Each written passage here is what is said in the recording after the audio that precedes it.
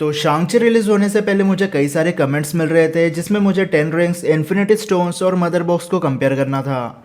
लेकिन कॉमिक्स और animated shows के कंपैरिजन में एमसीयू के 10 रिंग्स काफी अलग लग रहे थे। कॉमिक में ये ऐसे 10 रिंग्स होते हैं जिन्हें उंगलियों में पहना जाता है, लेकिन एमसीयू वर्जन में ब्रेसलेट की तरह है। इसलिए इस टॉपिक को मैंने पोस्टपोन कर दिया था। लेकिन आज हम इन तीनों पावरफुल चीजों को कंपेयर करेंगे और आखिर में इनके पावर लेवल के बेस पर इन्हें रैंक करेंगे। तो अब कंपेयर करना शुरू करते हैं। सबसे पहले बात कर लेते हैं मदर बॉक्स के बारे में। अब mother box DC extended universe में एग्जिस्ट करता है। इन्हें चैन इंजन के नाम से भी जाना जाता है क्योंकि ये टेराफॉर्मेशन प्रोसेस की स्पीड को बढ़ा देते हैं। टेराफॉर्मिंग या टेराफॉर्मेशन का मतलब होता है किसी भी प्लैनेट के टेम्परेचर और एटमॉस्फेयर को मॉडिफाई कर देना, और मदर बॉक्स भी यही करते हैं।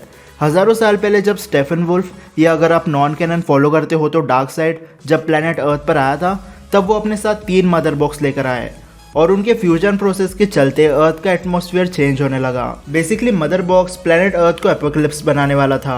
एपोकलिप्स बेसिकली डार्क साइड का होम प्लैनेट है। डार्क साइड ऐसा अपने आप ही करता, लेकिन अर्थ को ट्रांसफॉर्म करने में उसे लाखों साल लग जाते हैं। पर मदर बॉक्स लाखों साल की प्रोसेस को सिर्फ 15 से 20 मिनट में पूरी कर सकता है। लेकिन मदर बॉक्स तभी किसी प्लैनेट को चेंज कर सकते हैं जब वो तीनों एक साथ कंबाइन हो। अब मदर बॉक्स को किसने बना है ये तो किसी को नहीं पता, लेकिन जब डार्क साइड की पहली हार हुई तब वो वापस चला गया, लेकिन मदर बॉक्स यही रह गए। ज़्यूस ने अपने लाइटनिंग का यूज़ करके तीनों मदर बॉक्स को अलग किया, और फ्यूचर में यूनिटी प्रोसेस शुरू ना हो जाए इसलिए एक बॉक्स अमेजोन अपने साथ ले जाती है, जहाँ इस बॉक्स को अल्ट्रा प्रो मैक्स वाली सिक्योरिटी के साथ रखा जाता है। दूसरा बॉक्स मिलता है एटलांटियंस को। ये लोग भी जी सिक्योरिटी के साथ मदर बॉक्स को संभाल के रखते हैं। और तीसरा बॉक्स मिलता है ह्यूमंस को, जो मदर बॉक्स को बस ज़मीन के अंदर गाड़ देते हैं। बॉक्स था इसलिए इंसानों ने छोड़ दिया। सोना चांदी या उस ज़माने का कोई एलियन न्यूक्लियर बॉम्ब होता तो इंसान इसे अपनी जान से भी ज़्यादा संभाल कर रखते हैं। हज़ारों साल बाद ये बॉक्स लगता है हमारे विक्टर, मतलब अपने साइबॉग के पिता के। वो जैसे तैसे करके इसे चालू कर देते हैं और विक्टर की बॉडी को ठीक कर देते हैं। बस अब उसकी बॉडी मदर बॉक्स का एक हिस्सा बन चुकी है। लेकिन ऐसा करने की वजह से स्टेफन वुल्फ को भनक लग जाती है और वो एक एक करके तीनों मदर बॉक्स को यूनाइट करना शुरू कर देता है। कैनन स्टोरी में यूनिटी बनने से पहले सुपरमैन और साइबॉग इन्हें अलग कर देते हैं, लेकिन सेपरेट करने में साइबॉग और सुपरमैन ने अपनी पूरी स्ट्रेंथ लगा दी थी। नॉन कैनन मतलब स्नाइडर कट में स्टेफन वुल्फ इन्हें यूनाइट कर देता है और ये बॉक्स एक झटके में अर्थ को उड़ा देते हैं। बाकी सुपर हीरोज की बात अलग है, लेकिन जब ये ब्लास्ट होता है तब सुपरमैन की बॉडी का जूस बन जाता है। इससे हम अंदाजा लगा सकते हैं कि मदर बॉक्स एक ही बार में प्लैनेटरी लेवल की एनर्जी रिलीज कर सकते हैं। बट फ्लैश ने टाइम को रिवर्स कर दिया, जिसकी वजह से स्टेफन वुल्फ जीत कर भी हार गया। इसके बाद हमें मदर बॉक्स नहीं दिखे, इसलिए अब बात करते हैं इन्फिनिटी स्टोन्स के बारे में। तो इन्फिनिटी स्टोन्स तब बने थे जब यूनिवर्स में बिग बैंग हुआ था। ब्लास्ट की वजह से मल्टीवर्स के हर एक यूनिवर्स में 6 इन्फिनिटी स्टोन्स का जन्म या निर्माण हुआ, और हर एक स्टोन की एक अलग एबिलिटी थी। जैसे पावर स्टोन, जो लाखों साल पहले सेलेस्टियल यूज़ किया करते थे प्लैनेट को डिस्ट्रॉय करने के लिए। उसके बाद पावर स्टोन को मोरैग में छुपा दिया, लेकिन आप सबके फेवरेट स्टार लॉर्ड ने पावर स्टोन कलेक्टर के पास ले गया। फिर रोनन के हाथों लगा, उसके बाद जेंडार, और आखिर में थैनोस के पास। पर ये इतना पावरफुल है कि अगर किसी प्लैनेट को ये छू ले तो पूरा प्लैनेट राख बन जाए। दूसरा स्टोन है स्पेस स्टोन। हाइड्रा ने स्पेस स्टोन से पावरफुल हथियार बनाए थे, लेकिन स्पेस स्टोन काम आता है यूनिवर्स में ट्रैवल करने के लिए। स्पेस स्टोन की वजह से ही थैनोस ने एक दिन में बाकी के स्टोन्स कलेक्ट कर दिए थे, और उसके पास ये नीला पत्थर नहीं होता तो उसे यूनिवर्स में कई घंटों तक ट्रैवल करना पड़ता। वैसे स्पेस स्टोन किसी भी ऑब्जेक्ट की डेंसिटी को कम कर सकता है, इसलिए जब हल्क बस्टर थैनोस पर अटैक कर रहा था तब वो उसके आर पार हो गया। और थैनोस ने टेलीकिनेसिस भी यूज की थी, जिससे जब लोकी थैनोस को मारने की कोशिश करता है तब थैनोस स्पेस स्टोन से उसे रोक देता है। और सेम जब वो एवेंजर्स पर चांद का टुकड़ा दे मारता है, उस समय भी वो स्पेस स्टोन से उन पत्थर को मैनिपुलेट कर देता है। ओवरऑल स्पेस स्टोन से हथियार बनाए जा सकते हैं, डेंसिटी को मैनिपुलेट कर सकते हैं, टेलीकिनेसिस भी कर सकते हैं और टेलीपोर्टेशन भी। थर्ड है रियलिटी स्टोन।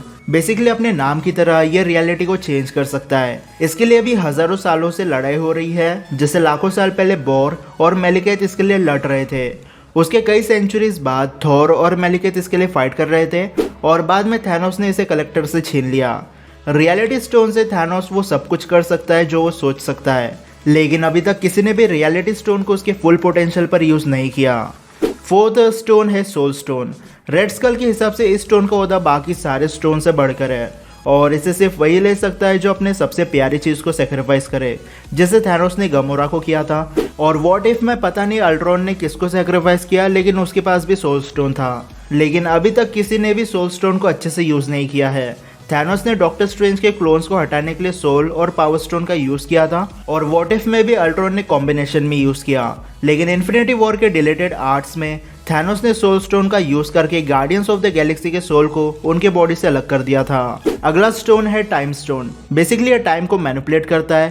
थैनोस ने विजन को फिर से जिंदा किया था टाइम स्टोन की मदद से, और डॉक्टर स्ट्रेंज के पास अगर ये स्टोन नहीं होता तो शायद डोरेमामू मेन टाइमलाइन के गैलेक्सी को डार्क मैटर में कब का बदल चुका होता। वैसे नो वे होम के ट्रेलर में डॉक्टर स्ट्रेंज के पास आई ऑफ अगामोटो है, तो हो सकता है कि डॉक्टर स्ट्रेंज ने टाइम स्टोन की जगह किसी दूसरे आर्टिफैक्ट को रख दिया हो। और आखिरी स्टोन है माइंड स्टोन। इससे माइंड कंट्रोल किया जा सकता है, जैसे लोकी ने 2012 में किया था।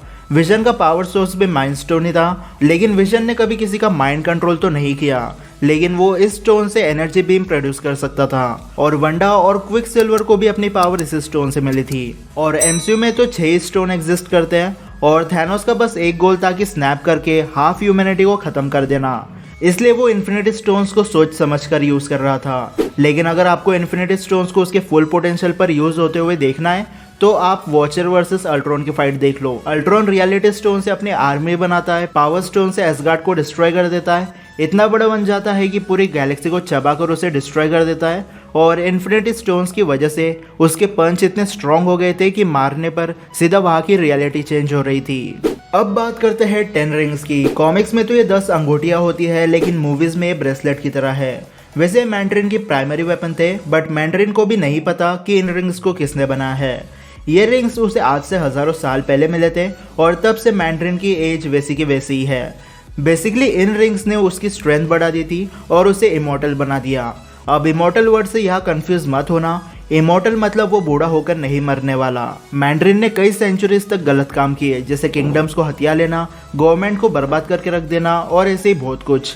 और टाइम के साथ ये रिंग्स एक क्रिमिनल ऑर्गेनाइजेशन का एक सिंबल बनी। उस ऑर्गेनाइजेशन का नाम था 10 रिंग्स ऑर्गेनाइजेशन। अब बात करते हैं इन रिंग्स के पावर्स की। तो ये रिंग्स जब मैंड्रिन के पास थे तब उसने एक फाइट के दौरान अपने आसपास एक एनर्जी शील्ड बना ली थी। वो बहुत तेजी से रिंग्स को घुमा रहा था, इसलिए ऐसा हुआ। फिर रिंग से स्ट्रेंथ को मैनिपुलेट कर सकते हैं। एक हाथ में जितनी रिंग्स होगी उतने ही उसके विल्डर को स्ट्रेंथ मिलेगी। ये रिंग्स अपने विल्डर से टेलीपैथिकली कनेक्ट हो जाती है, इसलिए इन्हें प्रोजेक्टाइल्स की तरह यूज कर सकते हैं। और जैसे थॉर के हैमर फेंकने पर वापस आ जाता है, उसी तरह ये रिंग्स अपने विल्डर के हाथ में आ जाते हैं। हजारों सालों तक मैंड्रिन के जितने भी दुश्मन थे, कोई भी इन रिंग्स के सामने नहीं टिका। बस शांग-ची की मम्मी थी जिसने इन रिंग्स को मैनिपुलेट कर दिया था। वैसे फाइनल बैटल से याद आया कि जब 5 रिंग्स मैंड्रिन के पास थे और 5 उसके बेटे के पास, तो इनके कलर्स डिफरेंट थे। ऐसा इसलिए हुआ क्योंकि रिंग्स का कलर उसके विल्डर के पर्सनैलिटी के बेस पर चेंज होता है। वैसे जब मैंड्रिन मरा तब शैंग-ची के पास ये रिंग्स चले गए और उसके एक हिट में ड्वेलर इन डार्कनेस नाम का ड्रैगन मारा गया था। अब इन रिंग्स में और भी कुछ एबिलिटीज होगी जो शायद हमें फ्यूचर में देखने मिलेगी, बट अब इन्हें हम रैंक करना शुरू करते हैं। तो नंबर 10 पर मैं रहूंगा 10 रिंग्स को, क्योंकि ये मदर बॉक्स और इन्फिनिटी स्टोन्स के सामने कुछ नहीं है। ना तो ये रियलिटी को चेंज कर सकते हैं और ना ही प्लेनेट को डिस्ट्रॉय कर सकते हैं। और अभी तक ये रिंग्स किसी सुपर ह्यूमन के सामने यूज नहीं हुए हैं। ऑफकोर्स शांग-ची ने इसे ड्रैगन को मार दिया था, बट वो ड्रैगन थैनोस या हेला के लेवल का तो बिल्कुल नहीं था। और 10 रिंग्स ने अभी तक ऐसा कुछ नहीं किया है जो उसे आज के कॉम्पिटिटर से ऊपर ले जाए, इसलिए ये नंबर 3 पर है। सेकंड पर मैं रखूंगा मदर बॉक्स को, क्योंकि मदर बॉक्स टेक्निकली कोई वेपन नहीं है। ये प्लेनेट को डिस्ट्रॉय कर सकता है या फिर से वापस बना सकता है, लेकिन इसकी पावर बस प्लेनेटरी लेवल तक है। डार्क साइड को अगर मदर बॉक्स की मदद से पूरे यूनिवर्स को चेंज करना है तो उसे लाखों साल लग जाएंगे, वो भी मदर बॉक्स होते हुए। और एक लौता बॉक्स टेक्निकली किसी काम का नहीं होता है। हाँ, उस बॉक्स की वजह से साइबॉग का जन्म हुआ था, लेकिन मदर बॉक्स की मदद से फिर से एक साइबॉग बनाना नियरली इम्पॉसिबल है। अब बात करें नंबर 1 की, तो आप सभी को पता है वो है इन्फिनिटी स्टोन्स। बेसिकली एक झटके में पूरे यूनिवर्स को डिस्ट्रॉय कर सकते हैं। अल्ट्रॉन ने तो लगभग मल्टीवर्स को बर्बाद करके रख दिया था। जो मदर बॉक्स से कर सकते हैं वो रियलिटी स्टोन से भी किया जा सकता है, वो भी सिर्फ कुछ सेकंड्स में। और 10 रिंग से अगर स्ट्रेंथ को एनहांस कर सकता है तो पावर स्टोन से तो पूरे प्लेनेट का खात्मा किया जा सकता है। और अभी भी इन्फिनिटी स्टोन से टाइम, सोल और माइंड को कंट्रोल कर सकते हैं, और स्पेस स्टोन से टेलीपोर्टेशन की जा सकती है। और इसीलिए इन्फिनिटी स्टोन्स, मदर बॉक्स और 10 रिंग्स से ज़्यादा पावरफुल है। अब आई होप आपके मन में इन तीनों चीज़ों को लेकर कोई कन्फ्यूजन नहीं होगी, लेकिन अगर है तो आप मुझे कमेंट सेक्शन में बता सकते हो। मैं पूरी कोशिश करूँगा आपके क्वेश्चन के आंसर देने की। और अब अगर आपको वीडियो पसंद आई होगी तो इस वीडियो को लाइक और शेयर करना बिल्कुल मत भूलना और चैनल को सब्सक्राइब कर देना इसी वीडियो देखने के लिए। तो फिलहाल के लिए इतना ही, मैं मिलता हूँ आपसे अगले वीडियो में, तब तक गुड बाय।